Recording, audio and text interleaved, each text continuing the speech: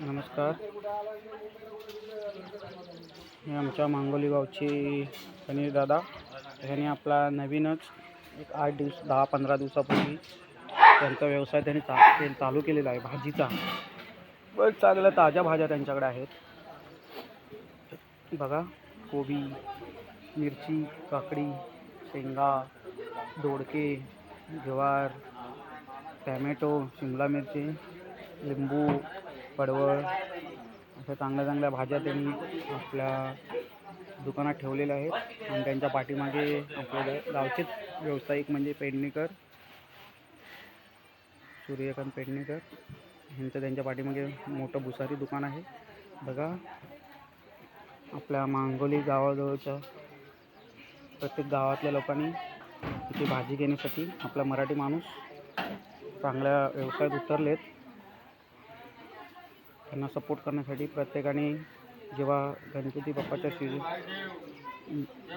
जेव्हा यायचं आहे तेव्हा त्यांनी इकडे येऊन भेट द्यावी. प्रत्येकाने चांगली आणि स्वच्छ आणि ताजी भाजी घेऊन जायचे. बघा, आपल्याला असे नवीनच व्यावसायिक बनवायचे आहेत. त्यांना आपल्याला सपोर्ट करायचा आहे चांगल्या पद्धतीत. असे ज्यांना आपण सपोर्ट करू त्यांना असे घडवण्याची आपण प्रयत्न करूया. लोकांपर्यंत पोहोचवण्याचं त्यांचा व्यवसाय लोकांपर्यंत पोहोचवूया. मी त्यांनाच विचारतो. बघा दादा, एक मिनिट. या व्यवसायामध्ये उतरण्याचं म्हणजे तुम्हाला असं कसं धाडस झालं की हे आपण करू इच्छितो? कोणत्या ह्याच्यावरून तुम्हाला असं वाटतं की हा व्यवसाय करायला पाहिजे आपण मराठी माणसाने? आपल्या मराठी माणसामध्ये आपला व्यवसाय नाही आहे, त्यामुळे आपल्याला इच्छा झाली आमची.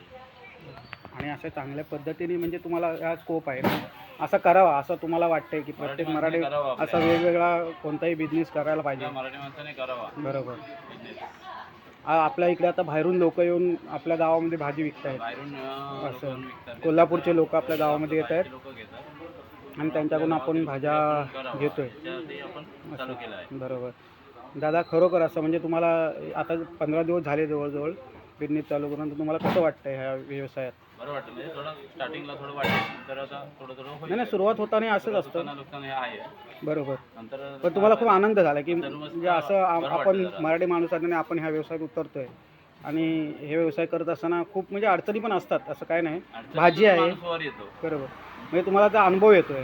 असं अनुभव घ्यायचा कुठल्याही गोष्टी अनुभव काय आपल्याला हे नाही होत. बरोबर. दादानी आपला 2 शब्द आपल्याला सांगितलेत की खरोखर मराठी माणसाने या व्यवसायात उतरायचं आहे.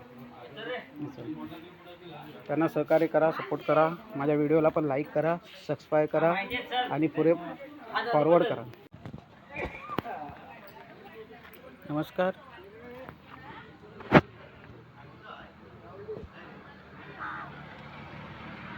बघा, आमच्या मांगोली गावातले गांधी दादा यांनी एक आपला छोटासा व्यवसाय हेतमध्ये चालू केलेला आहे.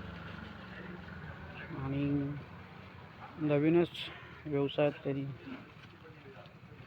उतरून सर्वांसमोर एक आदर्श व्यावसायिक म्हणून त्यांनी आपली सुरुवात केलेली आहे. ते आपल्या मांगोली गावचे आहेत.